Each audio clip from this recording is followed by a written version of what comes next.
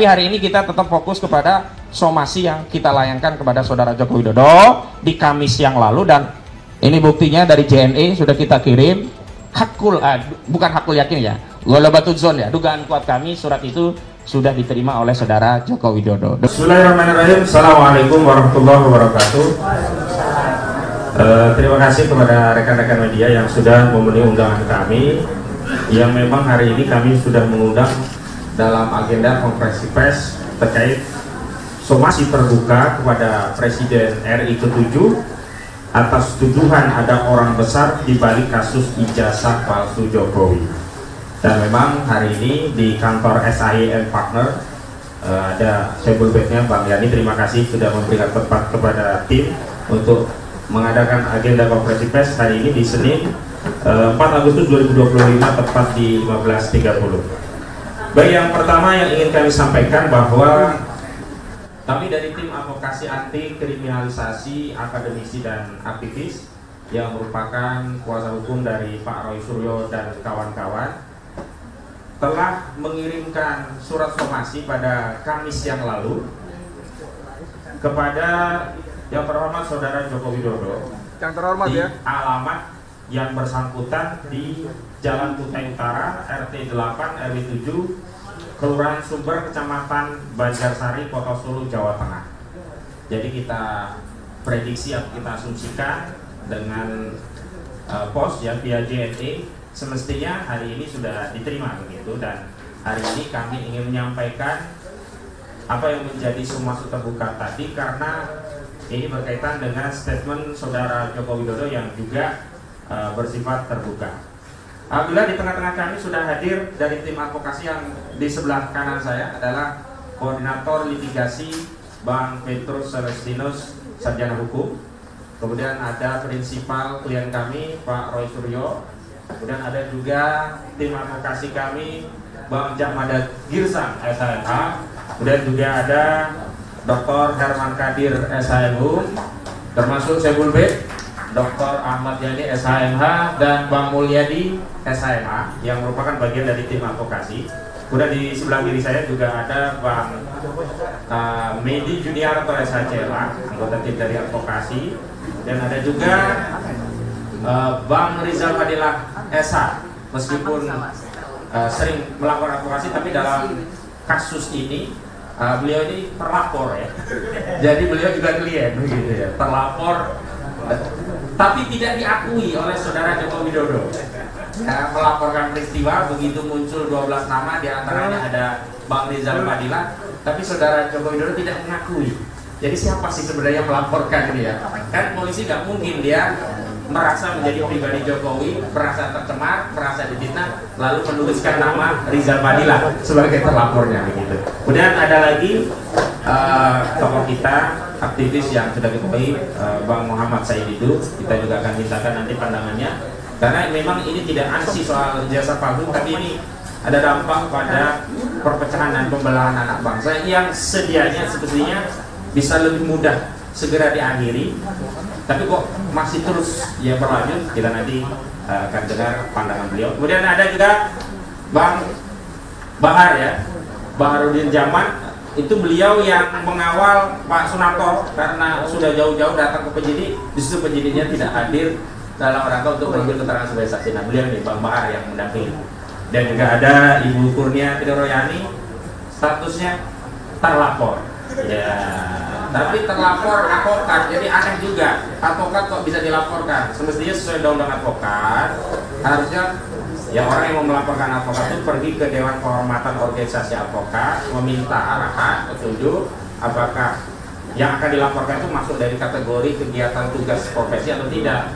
Kalau itu bagian dari pelaksanaan tugas profesi advokat, maka tidak bisa dibawa ke ranah pidana atau perdata, bukan main lapor. Dan ada Pak Nursan, juga Bu Soraya, bagian dari tim advokasi, juga Bu Mary Safiri dari KMPRI ya, mak-mak militan ini. Baik, saya mulai saja yang sebelum ke Bang menuju pemaparan yang pertama kali dari tim litigasi ya, Bang Petrus Celestinus. Saya ingin mengawali pembukaan dengan menyampaikan beberapa kerangka pemikiran hukum sebagai berikut. Yang pertama, setiap kita sebagai warga negara memiliki kedudukan yang sama di hadapan hukum.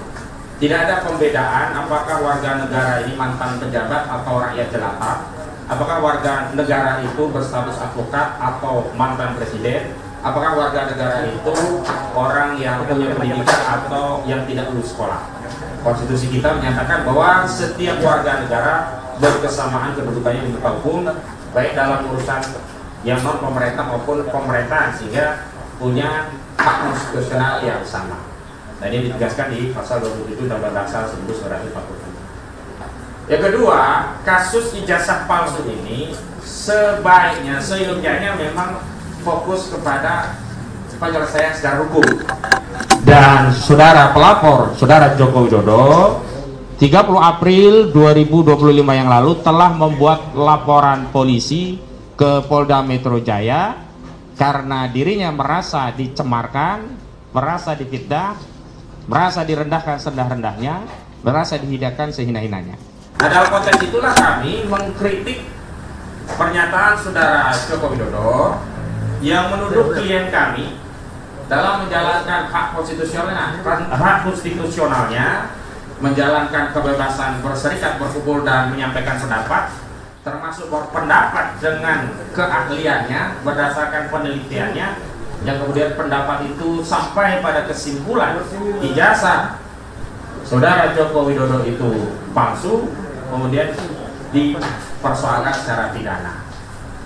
Nah, yang menjadi persoalan adalah manakala saudara Joko Widodo menuduh, memfitnah, menyatakan bahwa ya cukup Pak, menuding, memfitnah bahwa ada orang besar di balik perjuangan klien kami yang berusaha mendudukan persoalan terkait ijazah palsu itu dengan pendekatan ilmiah. Nanti aja Pak, gak apa-apa Pak, nggak dikasih dulu gak apa-apa Pak ya. Nanti aja gak apa-apa. Ya, jadi kita sebenarnya sedang berusaha membantu negara, bangsa agar bisa segera terlepas dari kemelut ijazah palsu dengan pendekatan saintifik. Dan itu dilakukan atas dasar kesadaran sebagai bagian dari warga negara yang lahir dan dibesarkan di negeri ini. Jadi sakit sekali ya perasaan klien kami, dan kami juga turut tertuduh dalam persoalan ini seolah-olah membela orang yang dikendalikan oleh orang besar dengan narasi orang besar.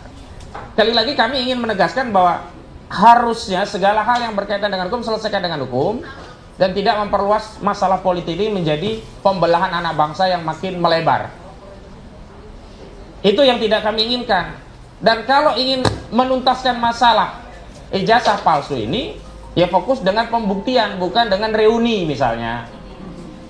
Karena reuni, mau sekali reuni, 2 kali reuni, bahkan 1000 kali reuni, itu tidak meningkatkan kualitas ijazah yang tadinya palsu misalnya ya, menjadi asli, nggak bisa. Ini sama dengan hadis.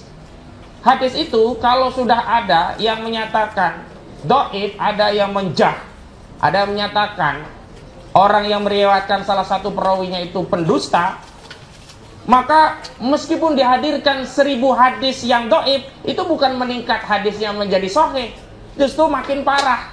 Itu makin mengkonfirmasi kedhaifan hadis itu. Dan hari ini kalau kita bicara tentang kesahihan sebuah dokumen ijazah, ya fokus kepada materi dokumen ijazah itu, di mana klien kami telah siap untuk terlibat meneliti kalau dikatakan sumbernya bukan langsung dari ijazah tersebut. Memang benar, pada 22 Mei 2025 yang lalu, Bareskrim Mabes Polri telah mengumumkan menghentikan penyelidikan kasus ijazah palsu yang dilaporkan oleh TPUA dengan menyatakan hasil tes laboratorium forensik Bareskrim Mabes Polri menyatakan bahwa ijazah saudara Joko Widodo ini identik gitu.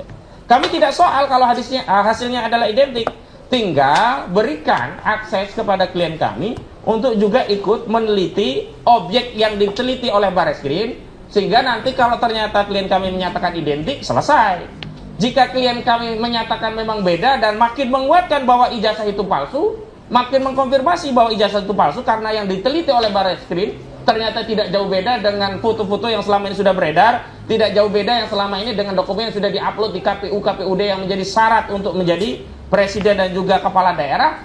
Jadi jangan salahkan jika hasil penelitiannya justru makin menguatkan bahwa ijazah tersebut palsu. Dan kalau nanti ada perbedaan, hasil dari Barreskrim asli, hasil dari klien kami palsu, bawa ke pengadilan, maka pengadilan yang akan memutus. Bukan seperti saat ini, dengan dihentikan di Barreskrim justru klien kami dikejar dengan pasal fitnah, pasal pencemaran, yang terakhir muncul 12 orang nama. Tapi ketika nama-nama tersebut disodorkan kepada saudara Joko Widodo, dia tidak menyatakan melaporkan nama-nama tersebut, berdalih bahwa dia hanya melaporkan peristiwa, bukan orang.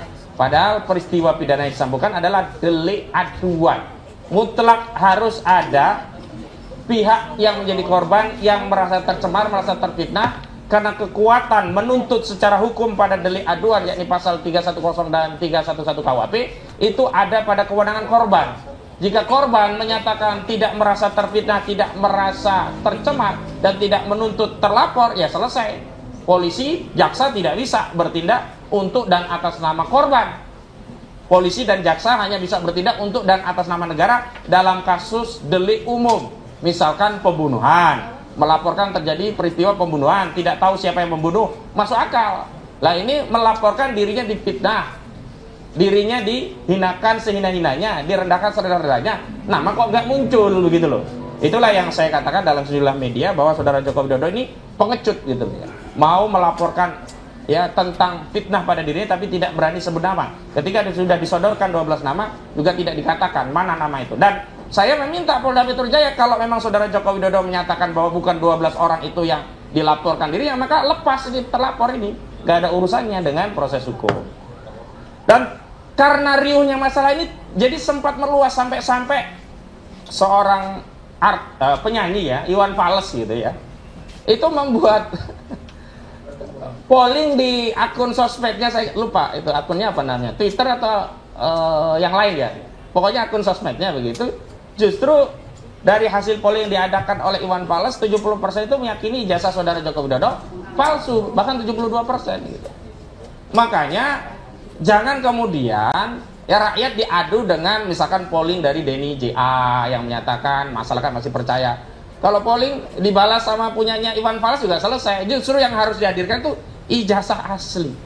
Jangan biarkan rakyat menjadi terbelah. Nah, karena alasan itulah kami mengajukan surat somasi dan nanti redaksi somasinya juga akan dibacakan, dan tentu saja sikap apa yang melatar belakangi somasi ini juga akan disampaikan oleh koordinator litigasi dari tim kami. Baik, ada tambahan satu lagi yang perlu saya sampaikan. Justru kami merasa yang ada orang besar itu di balik Sylvester Matutina. Itu ada orang besar itu. Kenapa? Saudara Sylvester Matutina ini sudah terpidana, divonis inkrah 1 tahun dan 6 bulan, tapi sampai hari ini tidak menjalani putusan penjara. Kalau dia berdalih sudah menjalani, itu menjalani proses hukumnya di sidang iya, tapi menjalani di penjara itu belum. Aneh, negara kita negara hukum, sudah vonis, sudah inkrah, kok nggak di penjara? Patut diduga ada orang besar ini. Nah, orang besar itu yang dimaksud bukan fisiknya, berarti punya pengaruh besar. Siapa yang punya pengaruh besar saat 2019? Saat Sylvester Matutina divonis dengan penjara, yang ingkrah di 2019, ya saudara Joko Widodo. Orang besar itu saudara Joko Widodo saat itu menjadi presiden. Nah, sekarang kami uji apakah masih ada orang besar di belakang Sylvester Matutina. Kalau ternyata Sylvester Matutina tidak sekedar dieksekusi, berarti masih ada orang besar. Dan orang besarnya siapa? Kalau dulu Jokowi, ya sekarang saya tidak tahu. Karena itu agar tidak ada tuduhan ada orang besar, saya bersama tim sudah minta kepada Kepala Kejaksaan Negeri Jakarta Selatan selaku penuntut dan juga eksekutor kasus itu. Karena diadili di Pengadilan Negeri Jakarta Selatan. Penuntutnya jaksa dari Jakarta Selatan, berarti eksekutornya dari Kejari Jakarta Selatan. Apa tuntutan kami? Eksekusi. Jangan biarkan seorang terpidana masih eksis di ruang publik dan justru menebarkan fitnah ancaman kepada klien kami. Ini sudah kami kirim ya suratnya ke Kejari. Tapi hari ini kita tetap fokus kepada somasi yang kita layangkan kepada saudara Joko Widodo di Kamis yang lalu, dan Ini buktinya dari JNE sudah kita kirim. Bukan hakul yakin ya, ghalabatuz dzon ya, dugaan kuat kami surat itu sudah diterima oleh saudara Joko Widodo.